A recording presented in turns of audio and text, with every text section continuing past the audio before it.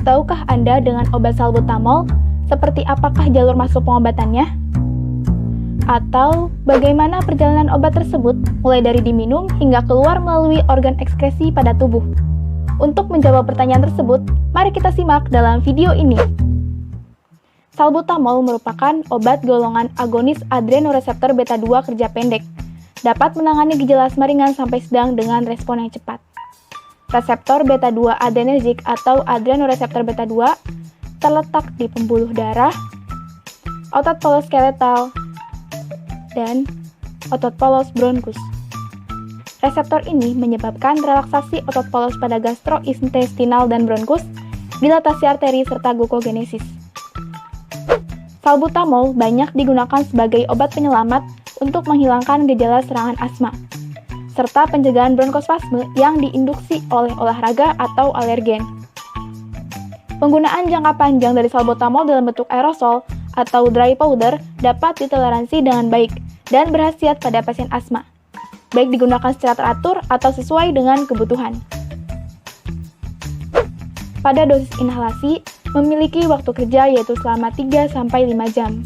Inhalasi salbutamol dapat berupa inhalasi aerosol, inhalasi nebulizer, dan inhalasi dalam bentuk serbuk kering. Salbutamol yang diberikan dalam bentuk inhalasi hanya 10-20% dari dosis yang akan mencapai saluran nafas bagian bawah. Dan sisanya tertinggal pada sistem penghantaran atau tertelan kemudian diserap oleh usus halus.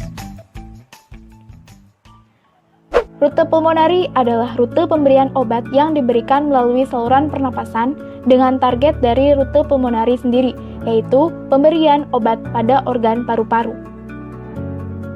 Sehingga pemberian obat dapat dilakukan dengan dua cara, yaitu intranasal melalui hidung dan inhalasi oral melalui mulut. Rute pemberian pulmonal dapat menghantarkan obat dengan baik, sehingga bioavailabilitasnya bisa mencapai 100% karena obat tidak mengalami first pass metabolisme di hati. Pemberian inhalasi oral lebih baik dibandingkan dengan pemberian intranasal, karena memungkinkan pemberian partikel yang sangat kecil dengan presentase kehilangan konsentrasi yang lebih sedikit.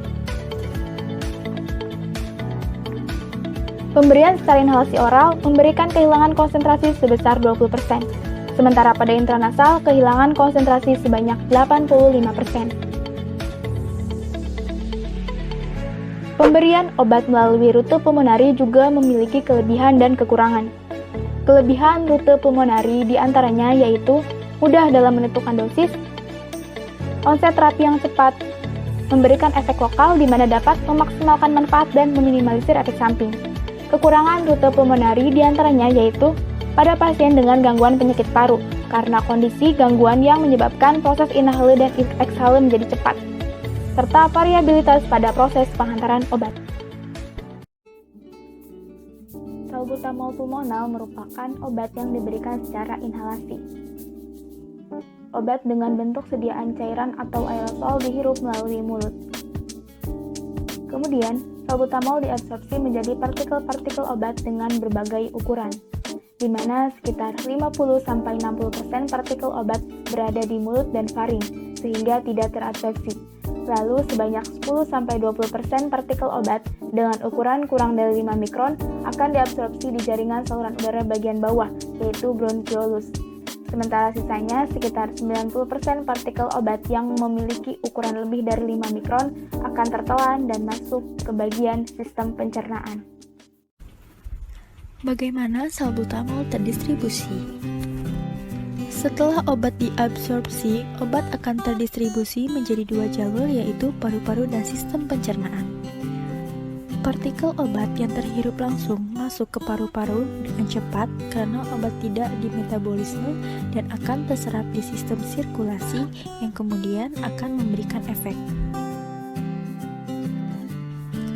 Partikel obat yang terhirup kira-kira memiliki ukuran 1-5 mikron. Salbutamol merupakan obat golongan beta 2 reseptor agonis, di mana reseptor beta 2 ini terletak di otot polos yang salah satunya terdapat di bagian bronkus. Setelah masuk ke paru-paru, partikel obat akan tersuspensi melalui aliran gas dalam bronkus yang kemudian masuk ke bronkiolus.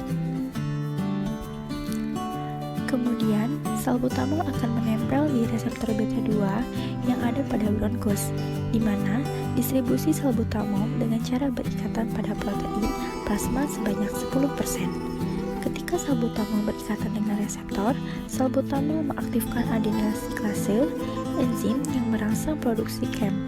Peningkatan KAM menyebabkan aktivitas protein kinase A yang menghambat fosforilasi miosin dan menurunkan konsentrasi ion kalsium intraseluler, yang akibatnya akan memberikan efek relaksasi langsung otot poros saluran nafas dan bronchodilatasi.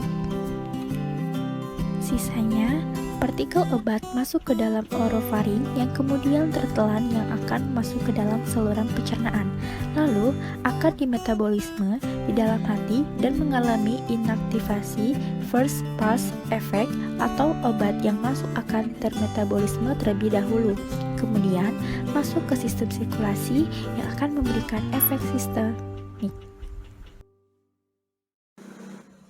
Metabolisme salbutamol pulmonal. Salbutamol pulmonal dimetabolisme melalui metabolisme lintas pertama di hati dan dinding usus, namun tidak dimetabolisme di paru. Hasil metabolit utamanya adalah konjugat sulfat yang tidak aktif. Salbutamol pulmonal masuk ke dalam paru-paru dan mengalami proses metabolisme, meskipun hanya sedikit karena di dalam paru-paru mengandung banyak enzim metabolisme xenobiotik yang sama. Salbutamol pulmonal memiliki onset of action 5 menit dan drop of action selama 3 hingga 6 jam. Hal ini menandakan bahwa obat memiliki waktu paru yang singkat sehingga dapat diberikan 3 hingga 4 kali dalam sehari. Sebesar 10 hingga 20% dari dosisnya akan mencapai saluran napas bagian bawah dan sisanya tertinggal dalam sistem penghantaran atau tertelan dan diserap di usus halus. Selanjutnya yaitu proses tahapan metabolisme yang dibagi menjadi 2 fase, yaitu reaksi fase 1 dan reaksi fase 2. Reaksi fase 1 yaitu bekerja dengan cara merubah obat induk menjadi metabolit yang lebih polar dengan mengeluarkan gugus fungsional, yaitu diantaranya OH-amin, NH2-amin, dan SH-amin. Dan jika sudah cukup polar, metabolit fase 1 mudah diekskresikan. Reaksi fase 2 bekerja dengan menghasilkan reaksi konjugasi atau sintetik. Beberapa produk fase 1 tidak dieliminasi dengan cepat dan mengalami reaksi berikutnya dengan substrat endogen, seperti asam glukronat, asam sulfur, asam asetat, atau asam amino yang berikatan dengan gugus fungsional yang baru untuk membentuk konjugat yang sangat polar. Metabolisme paru-paru lebih banyak fokus secara historis pada metabolisme fase 1 dibandingkan metabolisme fase 2. Hal ini karena enzim yang bertanggung jawab untuk metabolisme fase 1 adalah enzim CYP atau cytochrome P450 yang diekspresikan secara luas di dalam epitel bronchiolus. Ekskresi salbutamol pulmonal. Salbutamol pulmonal diekspresikan melalui paru-paru dan hanya terjadi pada sediaan obat berbentuk gas atau cairan yang mudah menguap.